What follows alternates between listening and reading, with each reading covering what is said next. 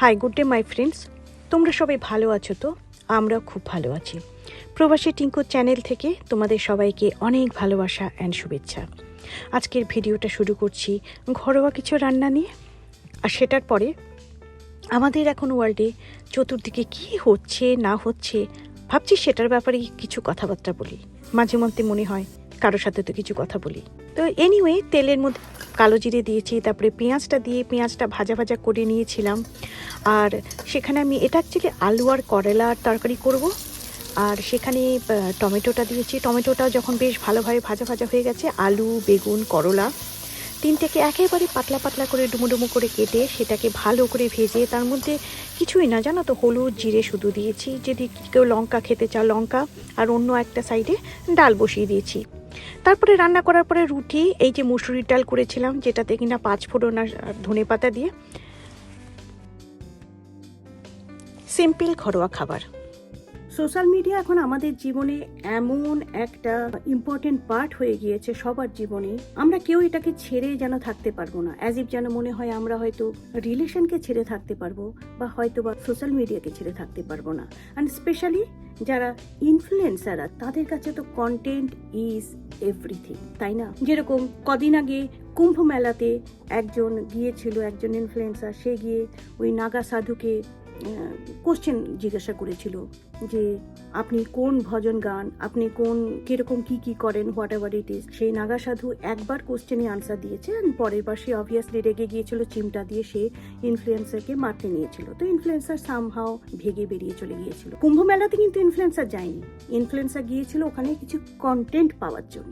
এখন আমাদের কন্ডিশনটা তো এরকম হয়ে গিয়েছে, আমরা বিয়ে করতে যাওয়ার আগে তৈরি করি আমাদের বিয়েতে কিরকম ভাবে কন্টেন্ট ক্রিয়েট করব। আমরা নিউ ইয়ারে যাওয়ার আগে, নিউ ইয়ারের সেই ফায়ারওয়ার্কস দেখার আগে ভাবি ওখানে আমরা ক্যামেরা নিয়ে কন্টেন্ট কি করে তৈরি করব। কোনো রকম অকেশন বা কোনো কিছুতে দু চোখ দিয়ে এনজয় করবার আগে সবার আগে আমরা ফোনটা উঠে যায় যে কন্টেন্ট কি করে করব।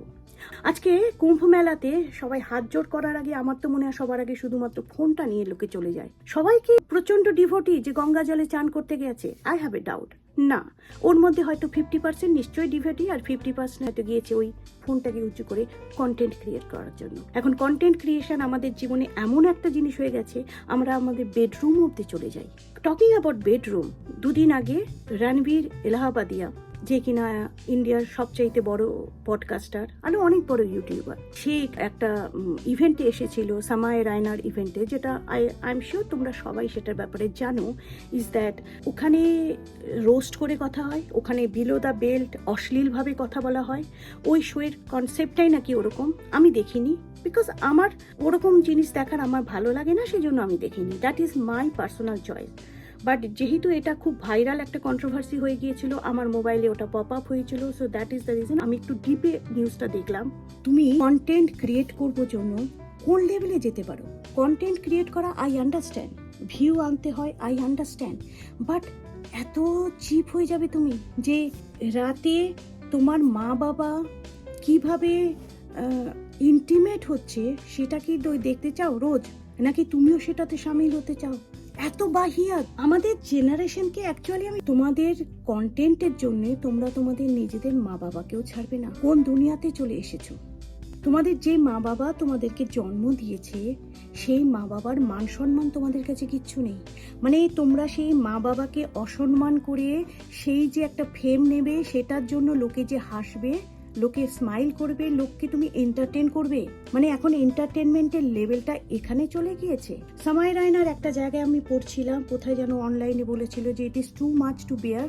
আমার ইন্টেনশন হচ্ছে শুধু লোককে হাসানো। ভাই, লোককে হাসানো definitely it's a skill, definitely খুব টাফেস্ট স্কিল, বাট কোনো অশ্লীলতা দিয়ে লোককে হাসানো ইজ নট স্কিল। তোমরা মডার্ন জেনারেশনের ছেলের মেয়েরা, তোমরা এইটা ডিফারেন্সিয়েট করতে পারছো না।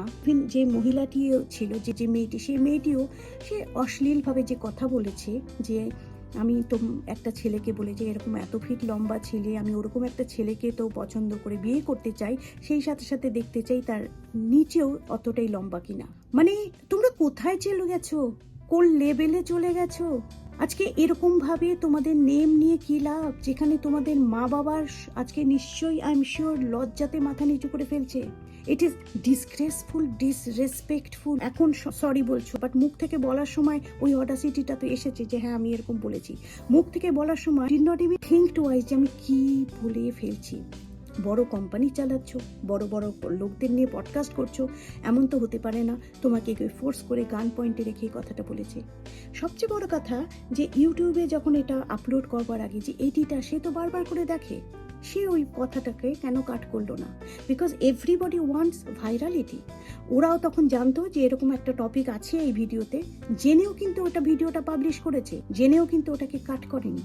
বিকজ ওরা ভেবেছিল যে এটাতে তো দুর্ধর্ষ ভাইরালিটি আসবে, হ্যাঁ ব্যাকল্যাশ হয়েছে, তারপরে হয়তো সরি বলতে হয়েছে। আর তোমাদের ব্লেম কেন করব বলো?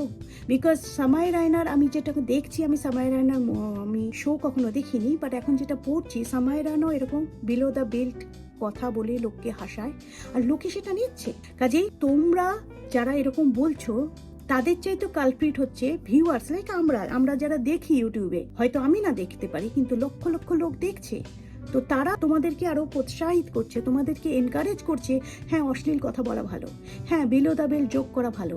ওদের যতটা ব্লেম করব ততটাই ব্লেম কিন্তু করব আমি ভিউয়ার্সদের। তোমরা ওদেরকে আশকারা দিচ্ছ এরকম ধরনের কন্টেন্ট ক্রিয়েট করতে। এই যে এবার যে সবাই ব্যাকল্যাশ করেছে, আই এম ভেরি হ্যাপি, কেননা ভিউয়ার্সরা হচ্ছে জানতা জানার্দন বলে, ভিউয়ার্সরা যদি চায়, ভিউয়ার্সরা যে কোনো ইনফ্লুয়েন্সারকে, যে কোনো লিডারকে, যে কোনো লোককে তাদের অ্যাকচুয়াল রাস্তা দেখাতে পারে। অ্যাকচুয়ালি শুধু এদেরকে ব্লেম করা বা ভিউয়ার্সদের ব্লেম করা ইজ নট এনাফ, জানো তো। আমাদের লকেও কিন্তু ব্লেম করা উচিত। এই কদিন আগেই ছত্তিশগড়ে যে ঘটনাটা ঘটেছে সেটাতে তো পুরোপুরি হিলিয়ে দিয়েছে। 40 বছরের একটি হাজবেন্ড ছত্তিশগড়ে, তো সে তার স্ত্রীর সাথে আনন্যাচারাল ইন্টিমেট হতে গিয়ে তার স্ত্রী মারা গেছে। তাকে অ্যারেস্ট করা হয়েছিল, কিন্তু জাজ তাকে রিলিজ করে দিয়েছে, যেহেতু ম্যারিটাল রেপ বলে কোনো কিছু আমাদের কনস্টিটিউশনে নেই। আমরা কবে চোখ খুলব? অশ্লীল কথা বলা নিয়ে এত হাঙ্গামা উঠেছে, অথচ যে একটা মেয়ে যে তার জীবন দিয়ে দিয়েছে আনইউজুয়াল ইন্টিমেসি তার হাজবেন্ডের সাথে করতে গিয়ে, কোর্ট সেটাকে অন্যায় দেখছে না? কোন পৃথিবীতে আছি আর কোন জামানাতে আমরা বাস করছি? Just think about it. Anyway, খুব তাড়াতাড়ি আবার দেখা হবে। সবাই ভালো থেকো। Love you all.